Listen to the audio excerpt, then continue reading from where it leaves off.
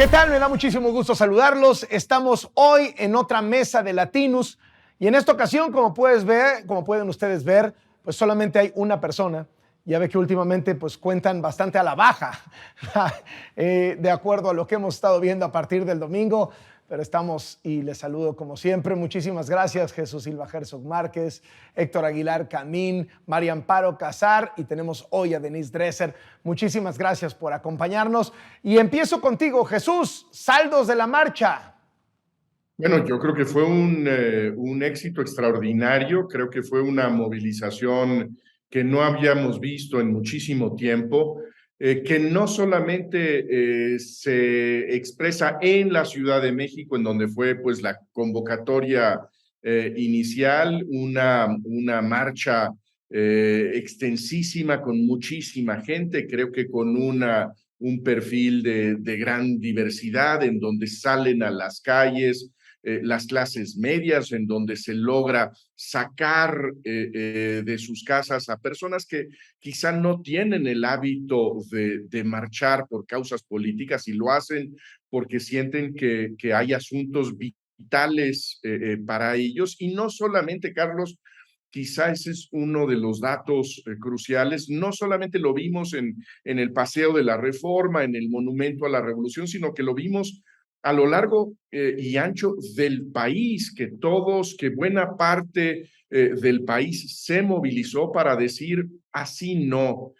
No estamos dispuestos a que se cierren las puertas de la competencia, no queremos que el árbitro sea de los que ganan hoy para que se cierren las puertas a los que compiten mañana.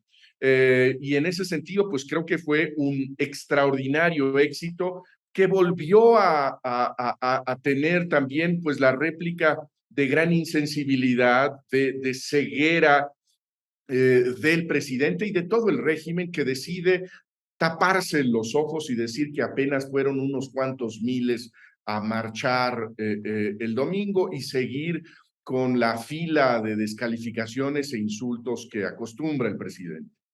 Jesús, esa es la oposición en México. Ahí está, sí hay oposición. Me parece que es el germen de una oposición. Yo creo que hay un camino de aquí, de la marcha, hay un camino complejo para traducir esa inconformidad, ese temor de que se cierren las puertas democráticas. Hay un camino complejo para convertirlo en una organización opositora, pero desde luego ahí está el germen. Hay una base social importante que quiere oponerse a ese plan, y yo diría abiertamente autoritario del régimen. Denise. Yo marché en Querétaro y lo que presencié ahí fue algo que había visto en los 90s. Es una movilización ciudadana muy crítica, pero en este momento en defensa de algo que construimos hace más de 20 años. En los 90 se marchaba por una autoridad electoral autónoma, se marchaba por un terreno nivelado de juego, se marchaba por la competencia, se marchaba para conseguir la credencial de elector, la tinta indeleble, el padrón confiable, la insaculación de los funcionarios de casilla. Y ahora, años después, marchábamos en la defensa de eso. Y coincido, es el germen de una oposición, pero lo notable aquí es que, aunque el presidente trató de descalificar la marcha diciendo que era convocada por conservadores y que había ahí figuras malolientes asociadas con las viejas prácticas del régimen, para mí lo distintivo fue cuán ciudadana fue esta marcha. Fue una marcha donde las consignas no eran contra el gobierno, contra López Obrador, era yo aquí vine en defensa del INE. Y creo que el discurso de José Woldenberg encapsula muy bien por qué se da este movimiento de defensa que recorre el país. Para mí lo extraordinario, lo notable es en cuántas ciudades se vio esta oposición a lo que se percibe como una clara destrucción de una conquista. ¿Y qué fue lo que conquistamos hace tantos años? el derecho al pluralismo, a la discrepancia, a que la oposición pudiera ganar en elecciones mínimamente confiables y competitivas. Eso es lo que está en riesgo y creo que eso fue lo que detonó que muchos que antes que no salían a la calle o que no lo habían hecho desde los 90s salieron hoy por esa amenaza que se manda desde el oficialismo, desde Morena, desde el púlpito presidencial, de controlar al árbitro, volver a desnivelar el terreno de juego, romper la equidad y volvernos a la vieja época del PRI, rebautizado ahora como Morena, regresarnos a la era del, como lo decía Woldenberg, del presidencialismo opresivo, de elecciones sin competencia, ni opciones auténticas de poderes constitucionales que funcionaban como un apéndice del Ejecutivo. El objetivo claro del presidente es volver al INE un apéndice de su voluntad y de la voluntad del siguiente presidente o presidenta que será nombrado o nombrada por él. Y por eso creo que, y hay que entrarle a esto en una segunda ronda, no tiene el menor sentido discutir los aspectos técnicos de la reforma, sino su intencionalidad. Y creo que su intencionalidad es muy clara. Es regresarnos a la vieja era de control presidencial y gubernamental sobre el proceso electoral. Y entonces cuando el presidente nos llama conservadores, yo ya me asumo como conservadora. Yo sí quiero conservar con todo y sus defectos, con todo y lo que yo incluso a lo largo de muchos años critiqué, quiero conservar lo que habíamos logrado, mejorarlo, no destruirlo. Oye, Denise, ¿crees que estos agravios y estos insultos del presidente terminaron siendo gasolina para la movilización, terminaron animando a la gente a salir y la respuesta posterior a la marcha también anima y mantiene vivo este movimiento? Algo que a mí siempre me ha resultado curioso es ¿para qué se quería ser presidente Andrés Manuel López Obrador de todo el país si se pasa la mayor parte de su tiempo insultando a los mexicanos, insultando a los ciudadanos, descalificando a quienes no lo obedecen, no lo colocan en un pedestal, no están de acuerdo con él? Vivimos una realidad absurda donde un presidente electo para representar a todos los mexicanos se la vive insultando a quienes incluso votaron por él. Y yo creo que muchos de los que votaron por él, porque ese tsunami morenista que presenciamos en el 2018, se forjó una coalición multiclasista nacional en la cual participó la clase media. Y esa clase media, al verse nuevamente insultada como fifí, aspiracionista, conservadora, defensora de privilegios, yo creo que muchos pensaron, pues la democracia no es un privilegio. O en mi caso, yo no soy fifí, solo tengo buen gusto. Y al escuchar estos epítetos constantes del presidente, sintieron, caray, este hombre lo elegimos para que nos representara, pero solo gobierna para su tribu, solo gobierna para su camarilla. Quienes no estamos de acuerdo con él, no amamos al pueblo. Claro que fue un catalizador, fue un incentivo para tomar las calles, salir a las calles y decir, no, así no, de otra manera, de una manera como la que vivimos en los 90s, donde hubo reformas fundacionales importantísimas, la de 1994, la de 1996, que llevaron incluso a las primeras victorias de la izquierda. Yo recuerdo haber marchado en el Zócalo de felicidad cuando Cuauhtémoc Cárdenas ganó la ciudad en 1997. Esas reformas fueron consensadas. En esas reformas todas las fuerzas políticas se dieron, aportaron, hubo mesas de negociación en las que participaron prominentes miembros de la izquierda que ahora ahora descalifican a Woldenberg, descalifican al árbitro electoral que ellos mismos construyeron. Entonces creo que en este teatro de lo absurdo, el que la gente saliera a proteger, a defender lo que considera suyo, porque las encuestas revelan que la mayor parte de los mexicanos piensan que el INE es una conquista ciudadana, eso salieron a defender y eso es lo valioso de la marcha. Héctor Aguilar Camín, el tema de los números y la disputa por cuánta gente fue. Tú has defendido este viejo adagio de que el tamaño sí importa. Háblanos de eso, Héctor. Bueno, no puedo hablar mucho porque no tenemos, digamos, cifras más o menos confiables. No, creo que es un defecto de los medios, Carlos, y te exhorto a que trates de llenar ese hueco de información.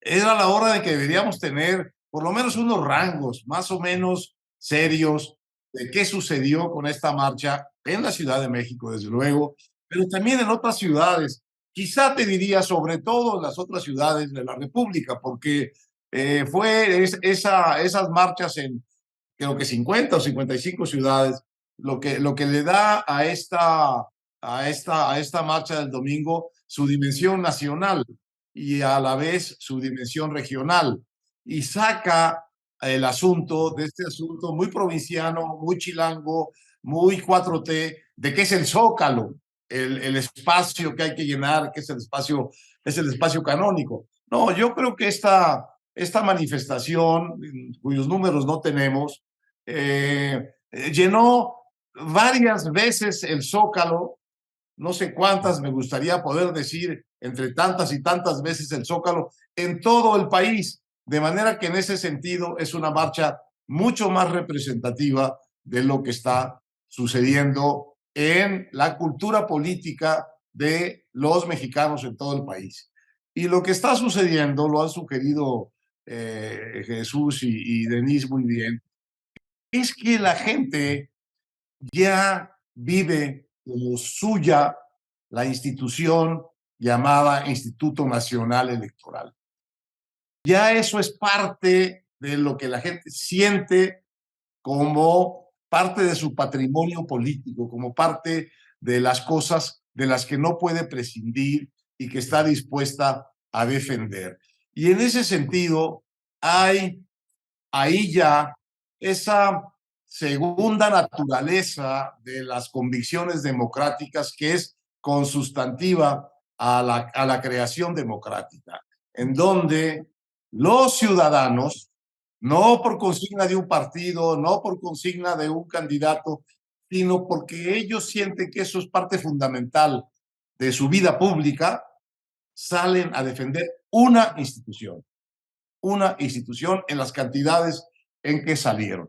Y al salir a defender esta institución, lo que están diciendo es que hay en México una reserva enorme de apetencia, de convicción, de expectativa democrática y, por tanto, de la disposición a defender las reglas básicas que garantizan esa expresión democrática. Eso a mí me parece, digamos, la reserva cívica, emocional, valorativa, profunda de esta marcha, y me crea muchas buenas expectativas hacia el futuro. Quiere decir que todos estos años de democracia, así de imperfecta como han sido, han tenido su pedagogía y han dejado una huella profunda en la sociedad mexicana. Y eso me parece un asunto de la primera importancia. ¿Por quién van a votar después? Ese es un segundo problema, pero que estén en la defensa de las condiciones democráticas indispensables para una vida democrática, me parece, digamos, sobre el gran momento de cultura cívica de esta marcha del domingo. Pero déjame abordo este segundo problema que planteas, que dices ya vendrá para el futuro. ¿Qué tiene que seguir en términos electorales de esta marcha? Es decir, ¿qué pasa con quién debe encabezar y sacarle jugo electoral a todo esto que se ha manifestado? Como en el pasado López Obrador le sacó jugo electoral a otros movimientos antigobierno, digamos, o contra gobierno. Bueno, uno siente que empieza a crecer una ola en la cual López Obrador y su movimiento ya no son la corriente totalmente dominante. ya empieza a aparecer una cosa distinta. No sabemos en qué partido se va a encarnar, en qué candidato se va a encarnar, pero digamos, es otra forma de una ola democrática que está, por lo menos, empezando por alegar la calidad de las condiciones de la competencia encarnadas en un árbitro imparcial, pues que haga lo que fue la promesa básica de la democracia, si nos recordamos, que los votos cuenten y se cuenten. Bueno, pues ahí está, y es mucho, que esto esté ya metido como una parte íntima de las convicciones y las emociones cívicas de toda esa gente que marchó. María Amparo Casar. Bueno, pues además de coincidir con lo que han dicho Chucho, Denise, Héctor, estoy muy entusiasmada, estoy muy esperanzada, disfruté muchísimo la marcha, verla en vivo, ver la composición social, como decía hace un rato Chucho, de que realmente había de todos los niveles socioeconómicos, digámoslo de esa manera, pero hay tres cosas que me parecen notables de la marcha. Primero, fue una marcha en favor de, no en contra. No fue en contra del presidente López Obrador, incluso por mi experiencia, supongo que los que hayan ido a la marcha lo habrán visto, en cuanto se empezaba a corear consignas en contra de López Obrador, las voces de junto acallaban y decían, a eso vine a defender al INE, ¿no? No querían mezclar el desempeño del gobierno de López Obrador con esta marcha. Eso me pareció notable. La segunda cosa es que estábamos ahí defendiendo a una institución, no a una persona, no a un proyecto, no, a una institución que garantiza la vigencia de este proyecto o de proyectos futuros. Eso también me pareció notable.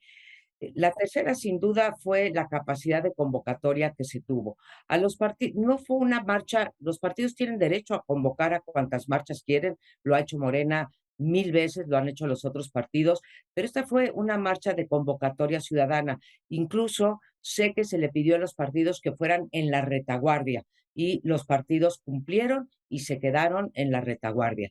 Entonces fueron marchando contingentes de jóvenes, de mujeres, gente en general, como yo fui, yo no iba en contingente algunos, otros de organizaciones sociales, y como decía Chucho, pues había ahí las clases medias que en buena medida sostuvieron el triunfo de López Obrador en el 2018.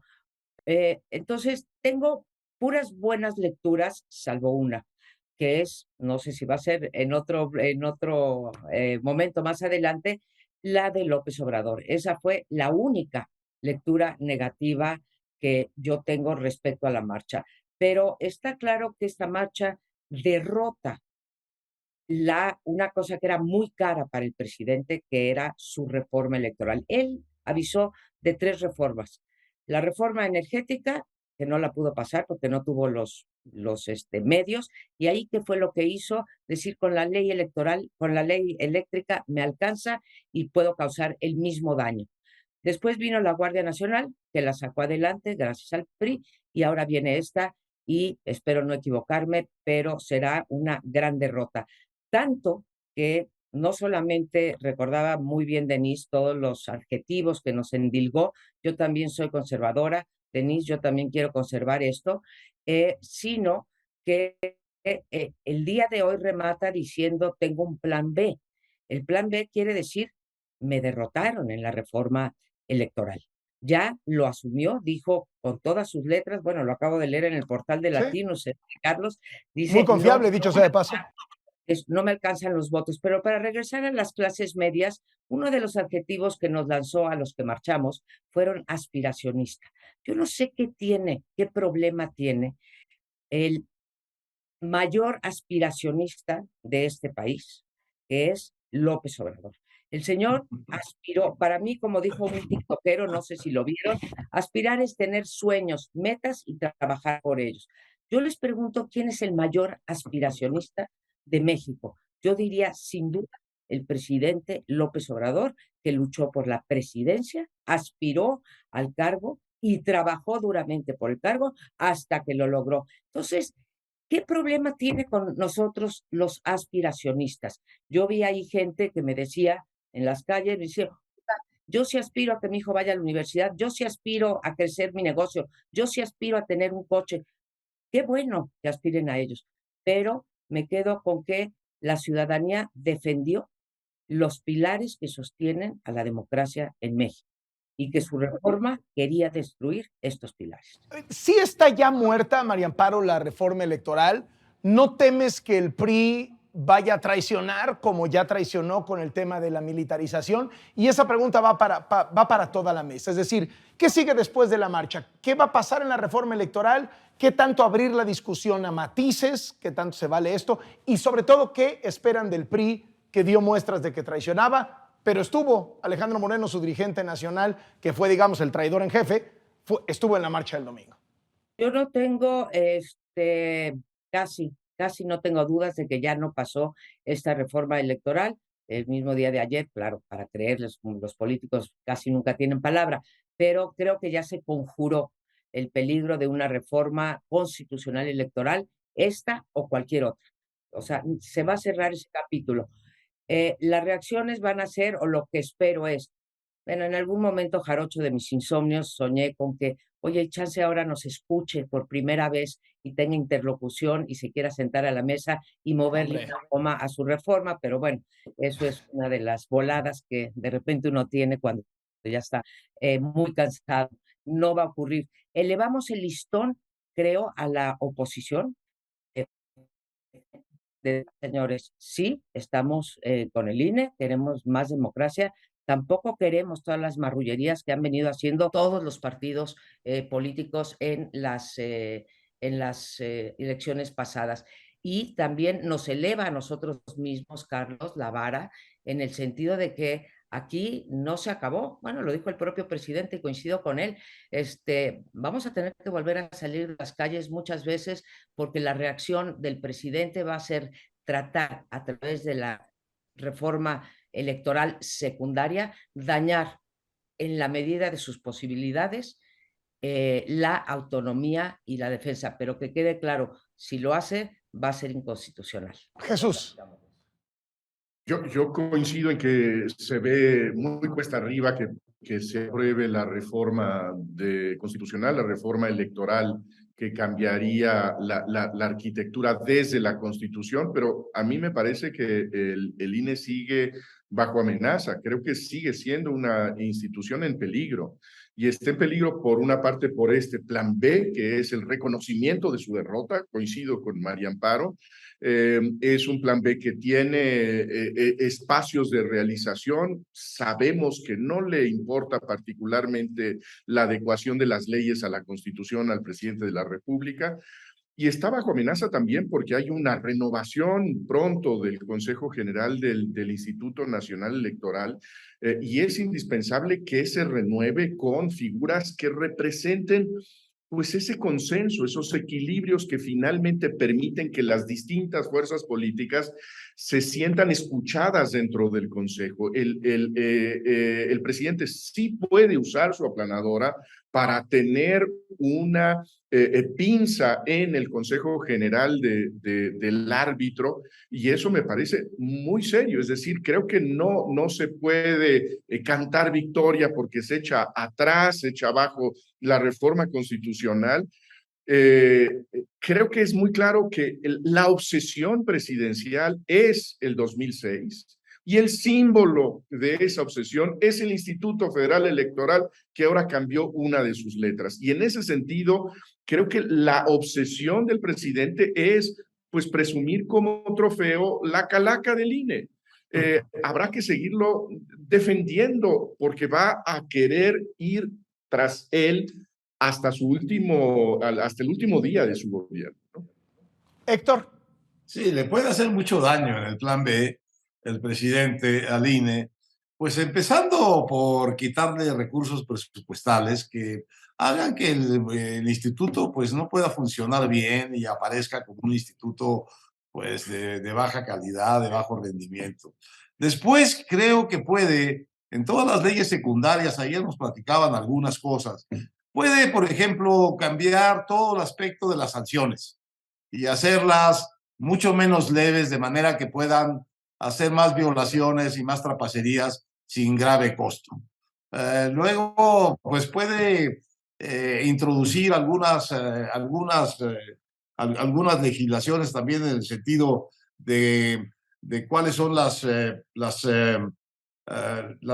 cosas que pueden hacer los partidos en materia de difusión, en materia de propaganda, sin que, digamos, dándose como una especie de absolución previa a todas las trampas que está, desde luego, decidido hacer el gobierno y Morena, y están haciendo ya todos los días.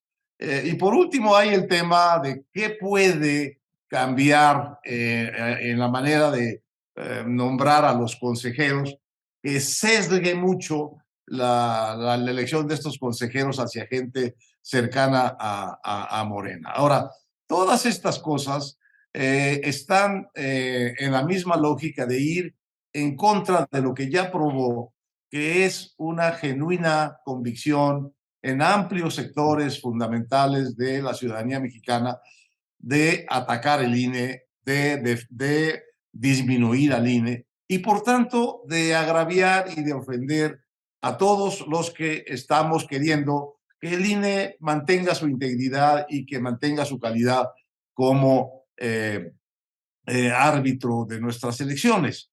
Es decir, está atacando a una institución que es más popular que él por varios puntos y que tiene más adhesiones de parte de la ciudadanía que él. Y esa, en general, no es un buen negocio político.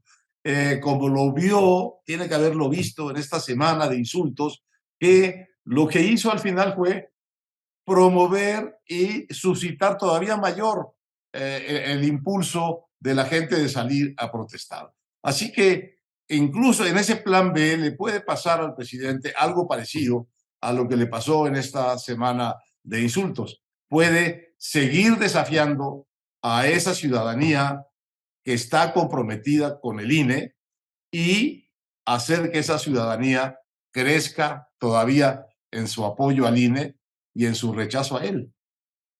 Denise. Creo que el presidente va a seguir yendo tras el INE. Si vemos su historia política, cada vez que enfrenta un reto o una oposición a su voluntad, redobla la apuesta. Lo vimos incluso con la toma de Reforma, después de lo que ocurrió en la elección del 2006. Eso no significa que el redoblar la apuesta le salga siempre bien. De hecho, la toma de Reforma fue muy contraproducente para su movimiento. Pero la intención de él controlar al andamiaje electoral para asegurar que su partido se perpetúe en el poder, me parece que es muy clara y lo va a intentar por todos los caminos posibles. En la mañanera acaba de decir que se va a ir por las leyes secundarias, que va a reformar las leyes secundarias para así ir controlando la operación cotidiana del instituto y muchas de las actividades que lleva a cabo. Ya hubo un sablazo que fue el sablazo presupuestal y viene la probabilidad de la colonización institucional. Ahora que se vayan, que se retiren Lorenzo Córdoba y Ciro Murayama, va sin duda a tratar de colocar a suyos, a incondicionales, a leales, con el objetivo de desmantelar la autonomía de la institución. Y lo hemos visto ya con la CNDH, con la Comisión Reguladora de Energía, con la Comisión Nacional de Hidrocarburos, el simple hecho de que no ha nombrado a los nuevos comisionados que debería nombrar para la Comisión Federal de Competencia. Si no puede destruir a una institución, la coloniza. Y eso significa colocar ahí a personas que no tengan autoridad propia, independencia, criterio, que simplemente sigan sus instrucciones, tal y como funciona el gabinete hoy, que no es un gabinete, es simplemente un coro que acompaña la voz cantante del presidente. El INE sigue en riesgo, habrá que seguirlo defendiendo y gran parte de lo que suceda en estos próximos meses va a depender de la oposición. Esa oposición que se sumó a la defensa del INE, pero es una oposición que muchas veces no resulta ser oposición. Ya nombraban aquí a Alito como el traidor en jefe, puede volver a hacerlo. Sabemos que la oposición es vulnerable por los esqueletos que tiene en el closet, por su historia de mal gobierno, por los chantajes, compra de votos, todas las presiones que se ejercen desde Palacio Nacional.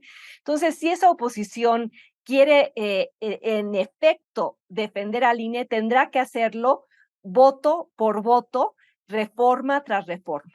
Ahora, Denise, ¿cómo pasas de este asunto en donde parece haber consenso?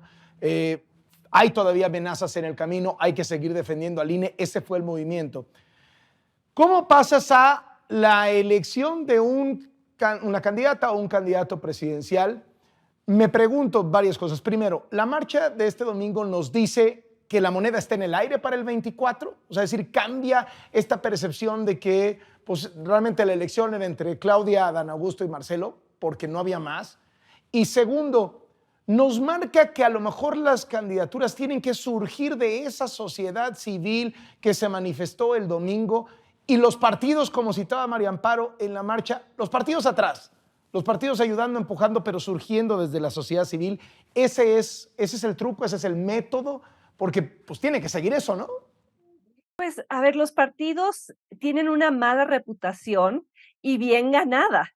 El PAN y el PRI estuvieron en el gobierno, su desempeño fue pobre, recibieron votos de castigo, no tienen hoy buenos candidatos aceptables, y el problema que yo veo es que nos estamos centrando mucho en quién va a ser en el 2024, de dónde puede surgir un candidato. Si el INE queda destruido, o sea, queda solo digamos, queda el edificio, pero vaciado de contenido, vaciado de funcionarios profesionales, vaciado de capacidad presupuestal para llevar a cabo una elección verdaderamente libre y competitiva en el 2024, no importa quién sea el candidato de la oposición. Entonces, hay que estar pensando en la defensa de la institucionalidad y de manera paralela en el candidato, pero sí creo que los candidatos que se han pronunciado hoy por la ruta partidista no emocionan a nadie. Tienen el mismo carisma que un Juanete.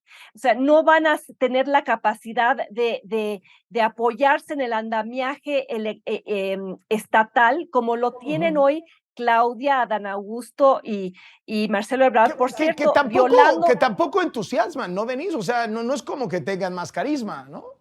No entusiasman. O sea, es Juanete del otro pie, ¿no?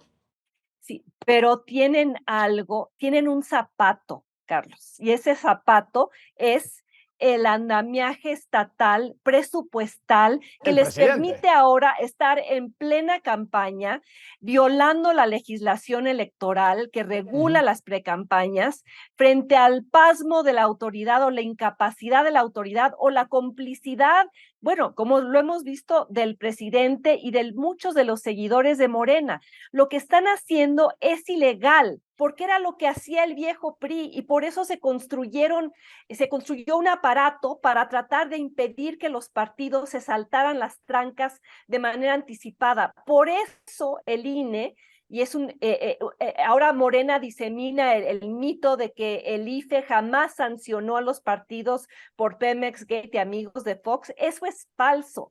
De hecho, hubo multas multimillonarias para el PAN y el PRI precisamente por valerse de recursos externos para financiar sus precampañas. Entonces, lo que está haciendo Morena es lo que hacía el PRI y que fue sancionado cuando construimos una autoridad electoral medianamente independiente. María Amparo, 2024, candidata, candidato, ¿qué debe seguir? Sociedad civil, partidos. La sociedad civil debe de seguir y hacer programas y demás. Lo primero que tenemos que tener es un árbitro, ¿sí?, que organiza las elecciones, pero creo que es apresurarlos, y coincido contigo. Ahorita no hay, pero pueden surgir, Carlos, y tampoco es que los candidatos, las corcholatas que tenemos enfrente, entusiasmen demasiado. Yo quiero ser optimista. Sí creo, a pesar de coincidir con muchas cosas de las que acaba de decir Denise, y que Chucho también dice, bueno, no se ha acabado la lucha, o sea, todavía se puede fregar al INE.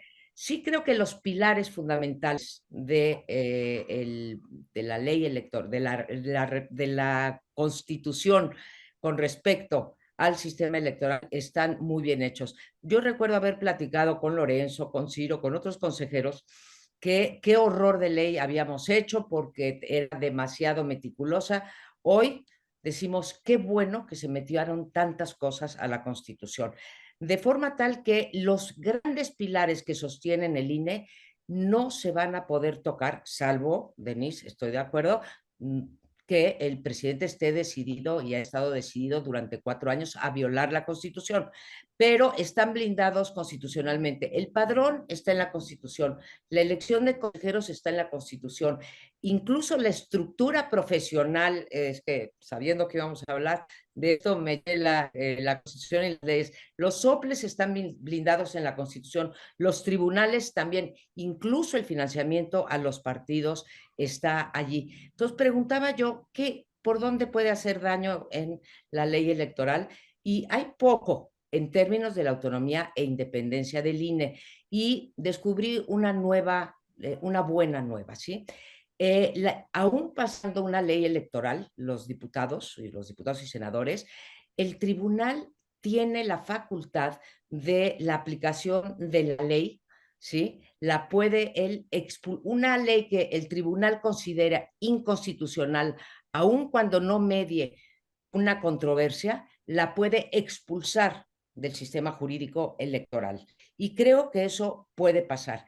El temor que sí me queda es el de la selección de candidatos, el de la selección de los próximos 4 integrantes del INE. Entiendo por pláticas con gente que conoce bien esto, que de los 7 que se quedan, 5 cuando menos son independientes. Hay que nombrar a 4. En el procedimiento que creíamos que estaba muy blindado, hay una gran falla, porque va comité de selección, se hacen las quintetas, se votan en el Congreso y si no se votan, se insaculan y si no las insacula la Suprema Corte. Pero hay una cosa que no se previó, es qué pasa si no se convoca al comité de selección. El comité de selección tiene a 3 personas nombradas por los legisladores, 2 por la CNDH, que están perdidos, y 2 por el INAI, ¿sí? Entonces son 7, y si no convocan a tiempo a esta comisión de selección, podríamos caer en lo que dice Denise, que la COFESE la dejó durante años, sin 3 integrantes y al Instituto Federal de Telecomunicaciones sin 2 integrantes. Ese sí es un gran peligro, que no se instale el proceso que está en la Constitución para nombrar a los 4 y nos quedáramos con 7 consejeros más. Y la otra, y ahí retomo un argumento que me parece muy valioso de Chucho, que otra vez son las clases medias. Las clases medias que llevaron al triunfo, si quieren, en el 2018 a López Obrador, es donde más abstención se registra, entre los jóvenes y entre las clases medias. Si no somos capaces como ciudadanos de alentarlos como los alentamos para ir a la marcha y que se salga a votar en el 24, ahí sí creo que disminuyen las posibilidades de derrotar a lo que yo pienso que hoy es una coalición que busca la regresión a un pasado autoritario o semiautoritario. Jesús Silva Gerson Márquez, tengo la impresión, es una opinión mía, que López Obrador había de alguna manera privatizado la calle en favor de su movimiento. Es decir, solo él la usaba, solo él llenaba las plazas, solo sus protestas eran legítimas. Y este domingo se le desprivatizó la calle. Es decir, ahí tienes todo un movimiento en contra de una iniciativa de reforma constitucional del presidente López Obrador, que ocupa las calles, las ocupa en todo el país y las llena y las ocupa de manera muy exitosa. Y prácticamente logra desarticular este apetito obradorista de cambiar la Constitución. Pero insisto, el 24, ¿cómo juega en esto? ¿Cómo juega en esta recuperación de la calle? ¿Cómo juega en esta posibilidad de, muy bien, ya mantuvimos a la autoridad electoral, si eso se consigue, si eso se confirma, logramos que el árbitro no sea un árbitro vendido al gobierno, pero no hay figuras, pero no hay candidatos. ¿Cómo queda parado el 24? ¿Cómo queda parada la sucesión presidencial después del domingo? ¿Hay tiro, como se dice? ¿Cómo la ves, Jesús? Yo creo que es un engaño pensar que las elecciones se ganan con las marchas. Las marchas tienen un enorme beneficio para generar movimientos, para entusiasmar a la gente, pero no ganan una elección. Hemos visto muchas elecciones perdidas por personas que llenan las plazas. Yo creo que lo que queda es hacer que de la calle haya procesos competitivos dentro de las oposiciones. Tiene que darse pronto un proceso en donde las figuras compitan abiertamente, que recorran el país, que haya una confrontación de proyectos, que haya necesidad de hacer una crítica certera al gobierno y una autocrítica al tiempo en que fueron gobierno los priistas, los panistas. Yo creo que eso es lo que sigue. Hay un retrato de la circunstancia que me parece que es la encuesta de hoy en El Financiero, la encuesta de Alejandro Moreno, el bueno, que dice, en el Estado de México la mayoría está con la oposición, la mayoría es antimorenista, pero en el momento en que se le pone una figura, en el momento en que se le pone el retrato de una priista o de un panista, Morena sigue adelante. Es decir, hay un apetito de oposición que no está satisfecho por la oferta de la oposición. Esa es la tarea. Y yo creo que es muy importante la calle, pero lo que tiene que haber ahora es debate, de confrontar proyectos dentro de la oposición para que haya un proyecto que confronte al régimen. Yo creo que esa es la talacha que tiene que hacer la oposición a partir de ahora. Me parece que están empezando ya un poco tarde. ¿Cómo la ves, Héctor? Bueno, yo creo que efectivamente falta todo el trabajo político propiamente dicho de ir sembrando las candidaturas, los candidatos posibles para la competencia, no solo en el ámbito de la presidencia, sino en general en el resto de la elección, que es una elección enorme. Pero si hay algo que a mí me parece un síntoma muy favorable para la oposición en esta marcha, es que esta marcha fundamentalmente de clases medias, que es el sector más agresivamente y más prontamente el presidente ha agraviado y despreciado.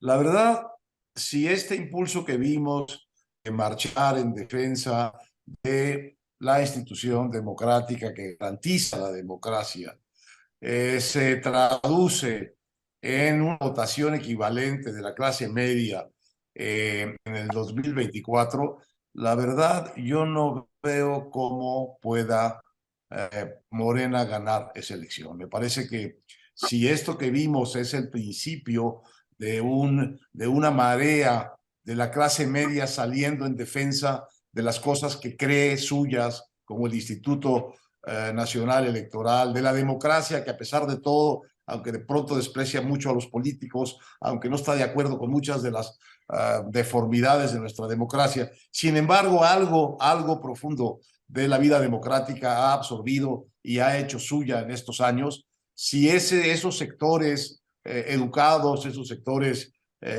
con capacidad económica, dan el paso y hacen crecer esta marea de defender lo que han aprendido, que es fundamental para sus vidas en estos años de la democracia, me parece que van a ganar la elección.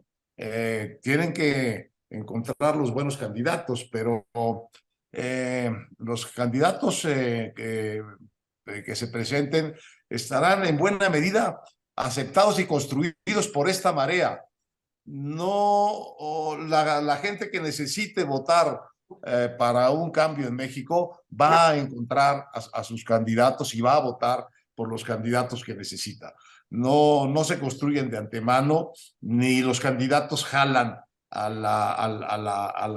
la multitud. Yo creo que lo que vimos el domingo fue como un primer retrato de las ganas de participar de un sector fundamental que había estado ausente en lo fundamental de la discusión política y que parece estar encaminándose a ser un actor central en la elección del 24, y creo que va a ser un actor democrático y anti-gobernista. Denise. Carlos, me dejas hacer una cuenta medio jarocha, porque no te contesté lo del 24. Yo creo, desde luego, que sí hay tiro, ¿sí? Y que hay más chance de que la oposición se una. Si no se une la oposición, no creo que haya tiro. Pero bueno, déjame hacer un cálculo muy jarocho. Tenemos 95 millones en el padrón, ¿sí? Voy a calcular lo que, digamos, el promedio de participación ciudadana en las últimas 6 elecciones, que son 63%. Estos son 60 millones de votantes. López Obrador ganó 31 millones de votos. Demos por bueno que Claudia, la corcholata mayor, que obtuviera el 80% de esos 31 millones, ¿sí? Por el desgaste, porque no es buena candidata, porque Andrés Manuel, bueno, estará y no estará en la boleta, en fin, por todo lo que quieras. Entonces tendría 35 millones en contra. Entonces, yo veo que hay tiro y mucho tiro para el 24. Aún, digo, haciendo las cuentas todavía sin candidato. Los candidatos, Carlos, se construyen. A Boric lo construyeron en 9 meses. En menos de 9 meses lo construyeron de ser nadie a ser un rockstar que ganó las elecciones. Entonces, sí creo que los números dan. Denise. Sí, los números dan, pero sí hay buenos candidatos en la oposición. Retomo lo que decía Jesús sobre la elección en el Estado de México. La encuesta revela que hay inconformidad, hay desilusión, hay ganas de ejercer votos de castigo. El problema es que cuando se ponen a los candidatos de la oposición, como no son buenos candidatos, el voto se va hacia Morena. Y hay otro factor, y por eso pedí la palabra, porque me está sucediendo algo en lo personal que refleja el entorno político en el cual estamos viviendo. Hace poco, un grupo de diputadas de Morena me demandó ante el INE por violencia política de género por haber tuiteado que Delfina Gómez era una delincuente electoral. El Tribunal Estatal del Estado de México confirma que esto es probablemente cierto y me impone medidas cautelares y me obliga a bajar el tuit. Yo en este momento estoy bajo medidas cautelares, porque además la sentencia del Tribunal Estatal es que no puedo ni siquiera argumentar o subir o tuitear algo que sea similar a delincuente.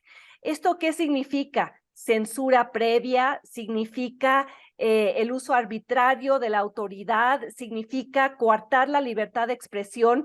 Mientras se dirime este juicio, yo ya apelé a la sentencia del tribunal, ya se va este caso a la sala superior, porque es muy grave, hay que establecer criterios sobre lo que significa violencia política de género y lo que significan las medidas cautelares para opinadores, comunicadores y periodistas, porque si nos empiezan a silenciar con este tipo de medidas, pues no se van a poder confrontar ideas, no vamos a poder debatir exactamente qué hizo Delfina Gómez al frente del ayuntamiento que gobernó y cómo su partido fue sancionado por ello.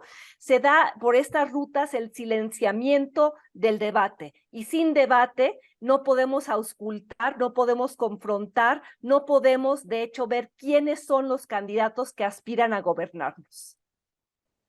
Les agradezco muchísimo a los 4 que nos hayan acompañado en esta mesa de Latinus, sobre todo con la fresquecita noticia de este domingo, y desde luego estamos en contacto. Muchas gracias, Denise Dresser, gracias, María Amparo Casar, gracias, Héctor Aguilar Camín, y gracias, Jesús Silva Herzog Márquez.